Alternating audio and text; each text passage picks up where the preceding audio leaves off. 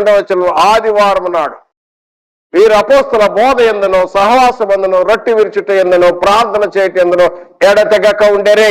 ఆరాధనలో 5 అంశాలు ఇప్పుడు చూసాం.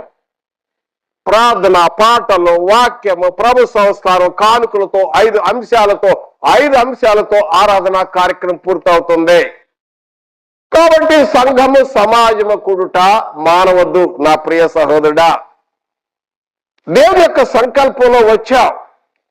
ఆయన పిలిచిన పిలుపులో లోకం నుండి వేరై ప్రత్యేకింపబడి వచ్చి సంఘంగా క్రీస్తు యొక్క శరీరములో క్రీస్తునందు ఆత్మస్వరణ దీవెనలో చేర్చబడిన సహోదరుడా, సంఘముగా కూడుట మానవద్దు. మానితే నువ్వెంతో పోగొట్టుకుంటావు, చాలా బాగొట్టుకుంటావు, చెప్పలేవు. దాన్ని వివరించలేని ఎంత బాగొట్టుకుంటున్నావో. దయచేసి ఈ వాక్యం వింటున్నావా?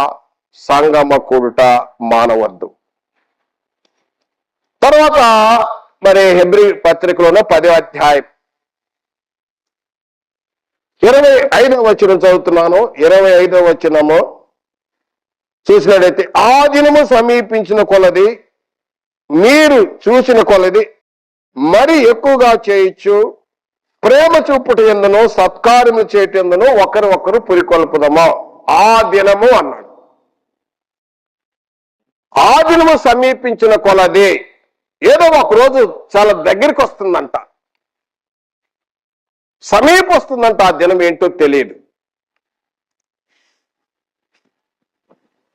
ఎందుకంటే మనం సంఘ సహవాసం ఉంటున్నప్పుడే ఇది సాధ్యమవుతుంది. సహవాసం ఉన్నప్పుడే మనం రొట్టెలుగలుగుతాం, పాటలు పాడటం, ప్రార్థన చేయటం, ప్రతి 5 అంశాలు కార్యక్రమాలు చేయటం, అదేవిధంగా ప్రేమ చూపించగలుగుతాం, మంచి పనులు చేయగలుగుతాం, గుడ్ వర్క్స్.